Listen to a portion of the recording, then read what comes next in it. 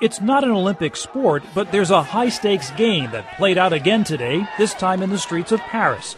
Some are calling it Grab the Torch. Pro-Tibet and human rights protesters by the thousands lined the route of the Olympic torch relay through the French capital.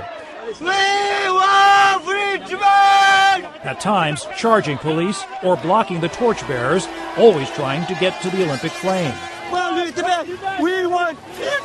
Sometimes scuffling with pro-China protesters as well. This on the heels of the mayhem Sunday in London, which saw almost 40 arrests and one man nearly snuffing out the torch with a fire extinguisher. Today, French and Chinese officials formed a kind of security bubble with thousands of police on foot, motorbike, even on rollerblades, surrounding the torchbearers on what was supposed to be a pleasant 4-hour journey. But only minutes into the first leg, at the Eiffel Tower, Chinese security grabbed the torch and protectively extinguished the flame. Instead, they drove the torch by bus through the crowds.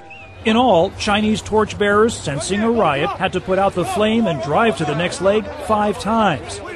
Until they approached the National Assembly building, where French lawmakers joined the protest, chanting "Free Tibet." And Chinese officials abruptly canceled the relay. Pro-Tibetan activists called it a moral victory and promised more of the same.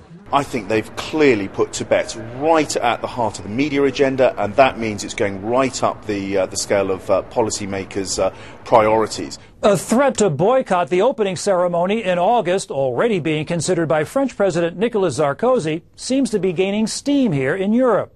But in Beijing, Chinese officials blame the protests on a few Tibetan radicals bent on sabotaging the torch relay and the Olympic spirit. Those acts will surely arouse the resentment of peace-loving people, he said, and are bound to fail. But later Monday, as Grab the Torch was ending in Paris, over in San Francisco, the flame's next destination, a few protesters had already climbed the Golden Gate Bridge, waving a Tibetan flag. The 85,000-mile road to Beijing promises to be long and chaotic. Jim Maseda, NBC News, London.